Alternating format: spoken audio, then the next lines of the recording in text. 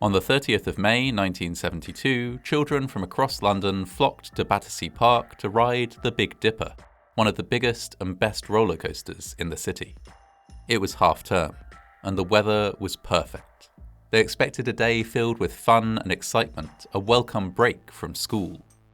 For more than a dozen children who chose to ride the Big Dipper that day, however, their visit to the park would end in a life-changing disaster. The Big Dipper was the main attraction of Battersea Park Fun Fair, which had been built as part of the Festival of Britain in 1951. At the time, the country was still recovering from the impact of the Second World War, and it was believed that a grand, optimistic festival dedicated to showing off Britain's technological and cultural achievements would help lift the spirits of the nation. This wasn't a view shared by everyone. Many community groups protested against the idea of the government spending money on a cultural exhibit when there were hospitals around the country that still had unrepaired bomb damage from the war. Nonetheless, the festival went ahead. Many ambitious projects were undertaken as part of it at sites all over London and around the country. Battersea was just one of these, and it was one project which might have been considered more fun and child-friendly than some others. Part of Battersea Park, an expansive park in the London borough of Wandsworth that first opened in 1858, was transformed into a pleasure garden. Features included landscaped gardens, a treetop walk, a dance pavilion, sheltered beer gardens, an ornamental clock, and a series of grottos for people to explore. In addition to these, there was also a fun fair. It included a number of thrill rides, owned and operated by different showmen. Visiting children could take a ride on the various waltzers, small roller coasters, and the Rotor, an early version of the ride now known as the Gravitron. By far the biggest ride in the fun fair, though, was the Big Dipper. This ride had started life at a park in Southport in 1922 and had been brought to London by showman John Collins, who had purchased the ride at the end of the Second World War for a price barely more than the value of the materials it was made from.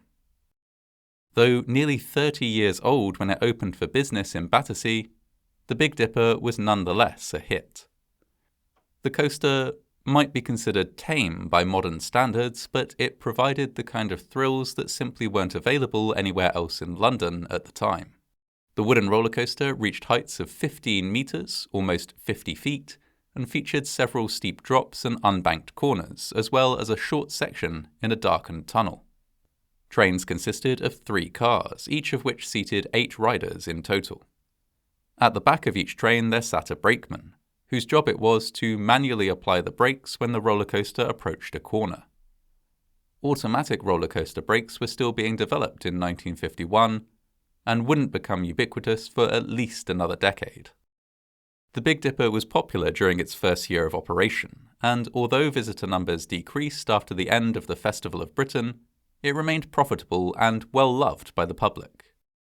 Though originally planned to stand for just a few years, the fun fair and most of its attractions were soon granted a renewed 21-year lease, allowing them to remain in place for the foreseeable future.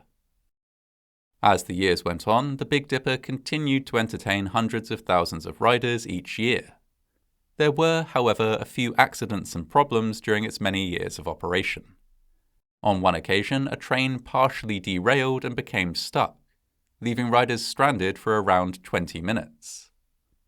Later, in 1968, a woman broke her arm when a train rolled back into the station from the first lift hill. A few years after that, the ride itself was targeted in an arson attack, which inflicted a huge amount of damage and caused the coaster to close for several months. These accidents and misfortunes were, however, of little consequence when compared with what happened on the 30th of May, 1972. The weather was good that day, and riders were queuing up for a turn on Battersea Park Fun Fair's star attraction. Joining these queues was 14-year-old Carolyn Adamczyk. With school out for a half-term holiday, Carolyn was visiting the park with several of her friends. The group boarded the Big Dipper and the ride began as normal, with the cars being winched up the first hill by a steel drivetrain. They were nearly at the top when something went wrong. The cars detached from the drivetrain and rattled backwards towards the station, picking up speed as they did so. Some of the people in the queue laughed and shouted as the train rolled backwards. As far as they were aware, this could be a normal part of the roller coaster's operation. But it wasn't normal. As the train ran back towards the station, the brakeman hauled on the brake lever to no effect whatsoever. He could not stop the train. The train, running backwards, hit a tight turn. This caused the last carriage to derail completely. The other two cars kept rolling and smashed into a second train that was waiting in the station. Carolyn later provided this account of the accident. As soon as we started shooting backwards, everything went into slow motion. I turned around and saw the brakeman desperately trying to put the brake on, but it wasn't working. Most of the carriages didn't go around the bend. One detached and went off the side through a wooden hoarding. People were groaning and hanging over the edge. It was awful.